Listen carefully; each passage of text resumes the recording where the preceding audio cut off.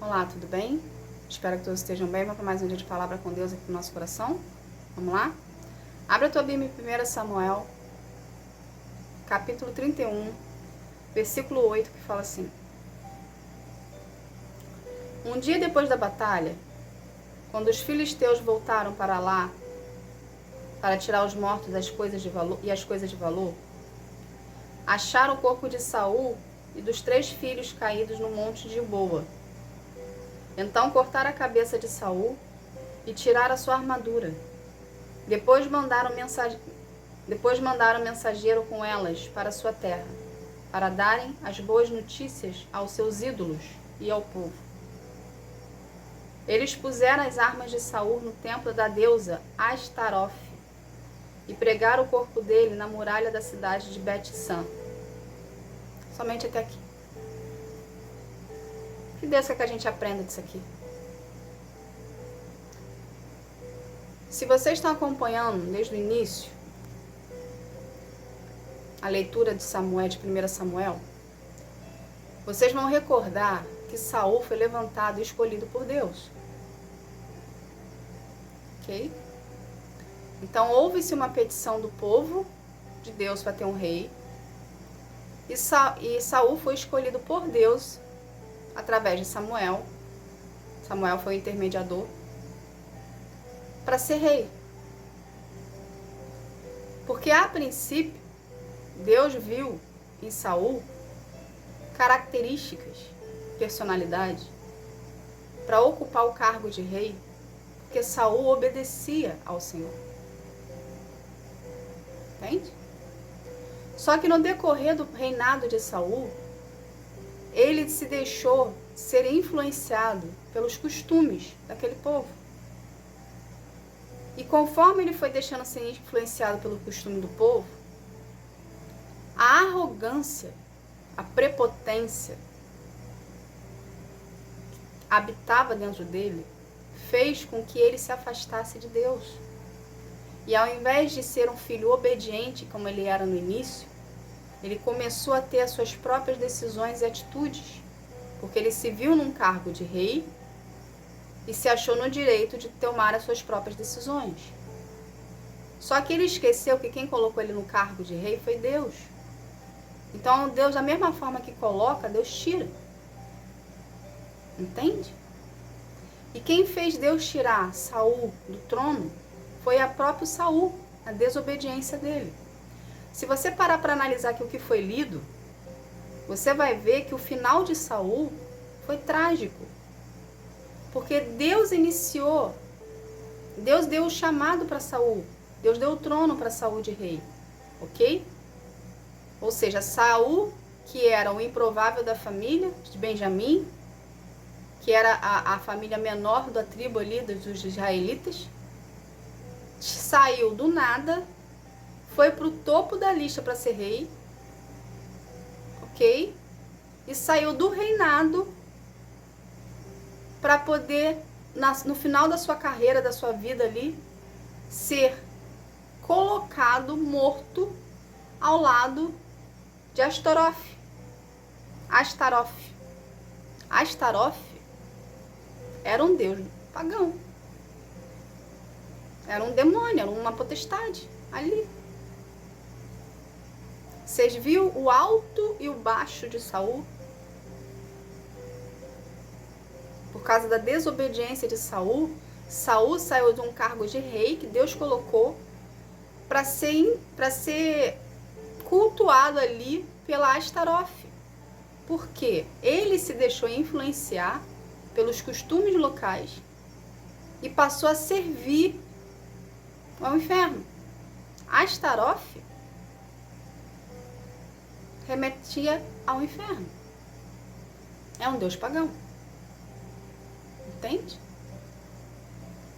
Que Deus quer que a gente entenda disso aqui? A palavra de Deus se cumpriu na vida de Saul. Primeiro ponto. Das duas formas. Primeiro, ele foi rei, levantado por Deus.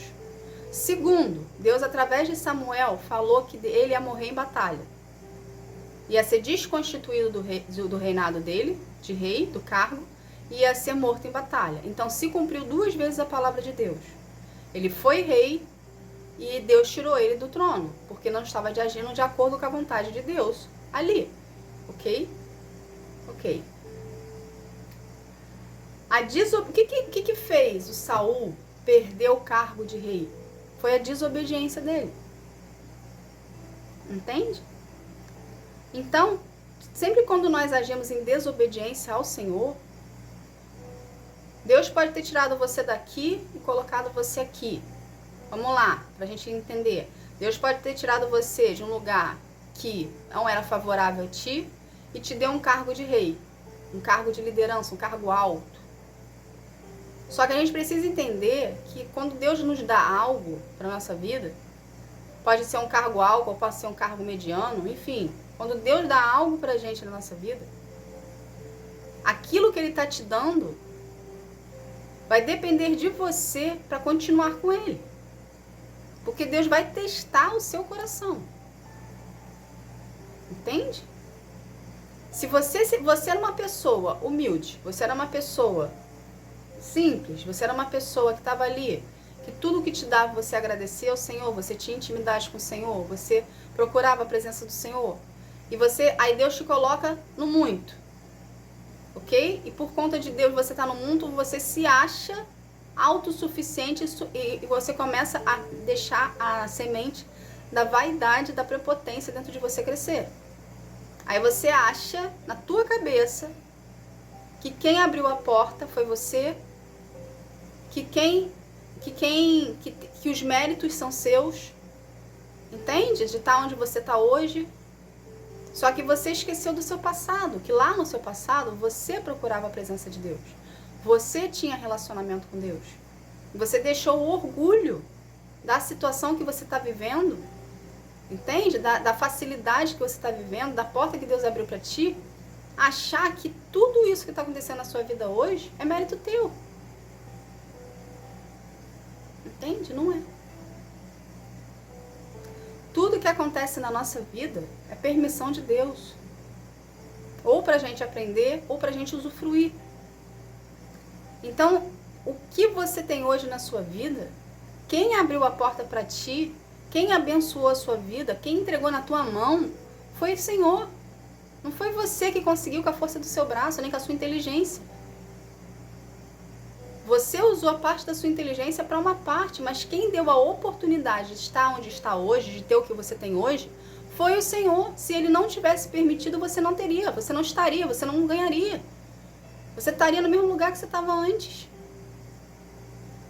Entende? Então tem que haver de você um reconhecimento de quem é Deus na sua vida. Porque da mesma forma que Ele deu, Ele tira. Você não pode permitir que o orgulho adentre no seu coração e faça morada. Deus não gosta de filhos orgulhosos. O orgulho precede a queda. Entende? O orgulho nos torna pessoas arrogantes, nos torna pessoas prepotentes, nos torna pessoas mesquinhas. Ou seja, tudo contra a vontade do Senhor.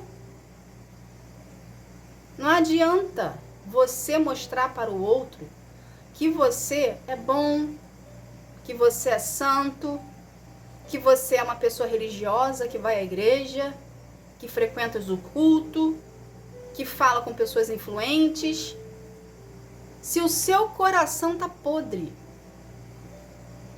O que importa para Deus é o nosso coração. A parte externa é uma casca. Entende? O que vai fazer a gente viver os planos do Senhor para nossa vida é o nosso coração. O nosso coração é refletido nas nossas atitudes e comportamentos. Então, o seu comportamento que sai da sua boca, a forma como você age, tem que condizer com o que você está falando. Tem que condizer com o que tem dentro. Então, você não pode permitir que o orgulho faça parte da sua vida. O orgulho precede a queda. Entende, gente? Não viva uma fantasia, mas viva uma realidade com o Senhor. Deus não quer você isolado. Deus não quer você sozinho. Porque sem você perceber, o orgulho que você está permitindo crescer dentro de você está te isolando de lugares e pessoas que Deus tinha para ti, para você viver os planos dele. Você está ficando sozinho porque você quer, porque você está se permitindo ficar sozinho. Porque Deus não vai permitir você do jeitinho que você está agora, cheio de orgulho, cheio de soberba, cheio de prepotência, a ficar perto de pessoas que fazem parte dos planos de Deus para sua vida, para você deteriorar a vida delas. Porque a gente dá para o outro o que tem dentro de nós. Entende? Então as pessoas que vão fazer parte do seu propósito, elas são pessoas que também foram tratadas pelo Senhor para fazer parte do seu propósito. Só que se você estiver maltratando, machucando, rejeitando, se você estiver abandonando, fazendo descaso, por orgulho que você está sentindo dentro de ti, Deus nunca vai te deixar perto dessas pessoas. Ele vai te isolar. Ele vai te excluir. Mas por que ele vai te excluir e te isolar? Para mostrar para você que não é na força do seu braço, que não é do seu jeito. Que você precisa mudar a forma como você está pensando agora para você não terminar como Saul. Saul terminou sozinho. Saul, que se você continuar a história, você vai ver que no final ele foi ferido pela guerra. Porém, quem tirou a vida de Saul foi o próprio Saul. Ele quis morrer pela espada dele, por orgulho de não ser morto pelo inimigo. Entende? Então o orgulho levou Saul à morte, à queda. Deus não tem essa vida para ti. Deus não quer que você morra sozinho, seja espiritualmente. Deus não quer. Deus quer te salvar de você mesmo. Porque você está se enfiando num cativeiro, num calabouço, num poço, sem você perceber, por orgulho, por vaidade, por arrogância, por prepotência. Entende? Deus não tem isso para ti.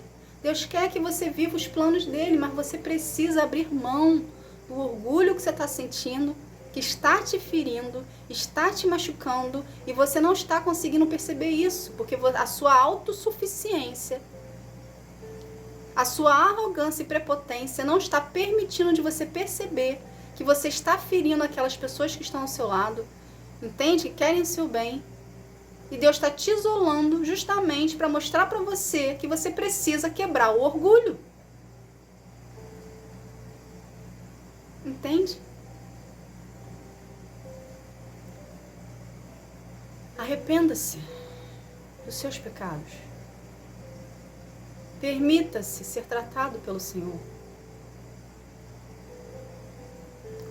O orgulho vai te levar cada vez mais para o fundo do poço, vai te deixar cada vez mais isolado e cada vez mais longe dos planos do Senhor para sua vida.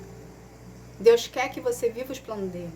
Deus quer que você viva os propósitos dele, mas do jeito que você está, você não vai conseguir viver, porque ele não vai permitir. Então você está criando uma guerra com o Senhor desnecessária. Você está se ferindo cada vez mais. Não permita-se ser ferido por si próprio, por orgulho. Quebra esse orgulho. Dobre-se na frente do Senhor. Permita-se ser tratado por Ele.